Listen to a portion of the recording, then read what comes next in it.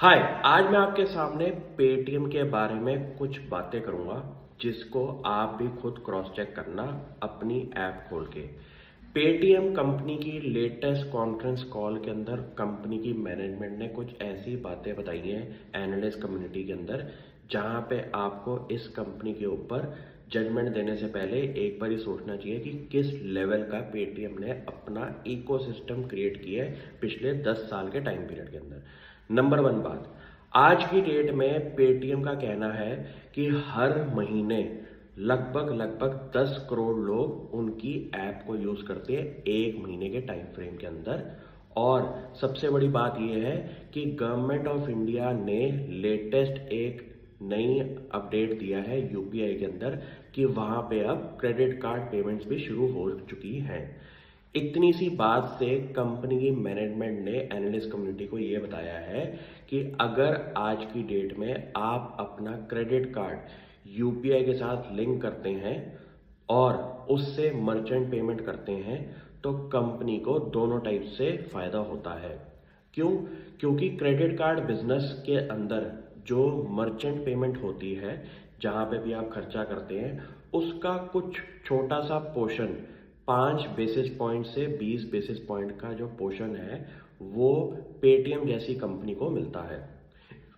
ये एक रेवोल्यूशनरी चीज है क्योंकि आज से पहले यूपीआई की पेमेंट्स क्रेडिट कार्ड के थ्रू नहीं हो रही थी। ये चीज पे आप अपना भी चेक करके बताएं।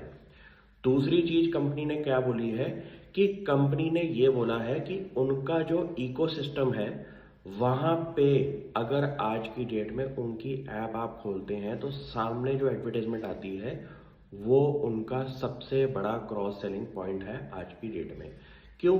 क्योंकि कंपनी सपोज दुनिया के जितने भी क्रेडिट कार्ड वाली कंपनीज हैं बड़े बड़े बैंक्स की, उनके साथ टाई अप करके जो क्रेडिट कार्ड की फैसिलिटी दे रहे हैं उसका बहुत बड़ा कंट्रीब्यूशन कंपनी के पास एक अदर इनकम में आता है। इस पे आप हिसाब लगाइए कि कंपनी को without doing any excess marketing आपको फ्री में कस्टमर्स मिल रहे हैं सिर्फ ऐप पे एक आइकन शो करके कि आप अपना इस बैंक का क्रेडिट कार्ड खोलिए और आपका सीमलेस ट्रांजैक्शन कराएंगे वो क्रेडिट कार्ड जर्नी के अंदर। ये चीज़ों पे आपको इसलिए गौर फरमाना है। क्यों? क्योंकि मैनेजमेंट ने अगर ये बोला है कि उनका पेटीएम वॉलेट बिजनेस और पेमेंट्स बैंक बिजनेस जो है अगर बंद हो जाएगा फ्यूचर में जाके, तो क्या आप अपने दिल से पूछिए कि कंपनी का जो अपना पूरा का पूरा पीछे का बैकबोन है वो खत्म हो सकता है? बिल्कुल भी नहीं। ये एक अच्छी कंपनी की खासियत होती है कि ऐसे माहौल के अंदर अपने आप को फिर से वापस लेके आए और मार्केट को बताए कि शेयर बाजार में कंपनी अगर लिस्ट हुई है और कंपनी का अगर फ्यूचर इंटैक्ट है, ये हो सकता है कि आपकी विजन के अंदर कुछ चेंजेस हों। जैसे कि कंपनी के मैनेजमेंट ने बोला है कि उनका एक कंसिडरेबल इनकम का पार्ट आज से फ्यूचर के बाद खत्म होने वाला है, लेकिन उसको रिप्लेस करने के लिए कंपनी की मैनेजमेंट वापस आएगी और इसका इफेक्ट कंपनी के शेयर प्राइस पे आ चुका है। आप कभी भी जजमेंट देने से पहले चेक करिए कि अगर कंपनी का बिजनेस थोड़ा सा कंट्रीब्यूशन कम हुआ है तो उसका हिसाब शेयर प्राइस में भी तो आया है। उनका आफ्टर इफेक्ट अगर बैलेंस आउट होना शुरू हो जाए तो कंपनी अब एक फेयर वैल्यू पोजीशन पे आ चुकी है। ये चीज़ों पे आपको कैलकुलेशंस लगानी है और ऐसा मत सोचिए कि पेटीएम आज ख़त्म हो जाएगा 6 महीने के बाद।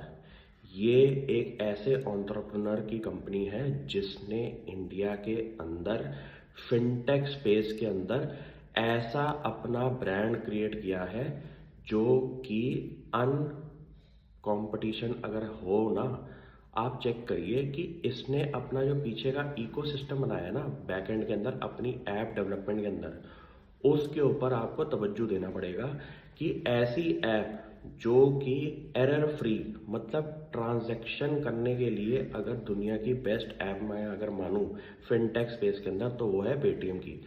क्यों? क्योंकि उन्होंने यूजर इंटरफेस इतना बढ़िया बनाया है कि हर लेवल का बंदा पढ़े से पढ़ा लिखा बंदा और अनएजुकेटेड से अनएजुकेटेड बंदा भी आज की डेट में पेटीएम की ऐप यूज़ कर सकता है।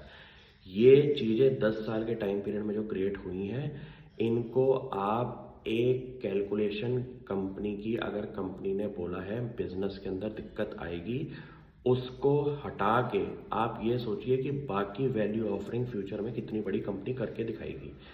इतना हिसाब लगाने से आपको समझ में आएगा कि ये बिजनेसेस आज ख़त्म नहीं होंगे, लेकिन आगे जाके बिजनेस करने का तरीका चेंज होगा, जिस पे कंपनी की मैनेजमेंट ने क्लियरली आपको अनाउंस भी करके बताया है, कोई चोरी नहीं करी।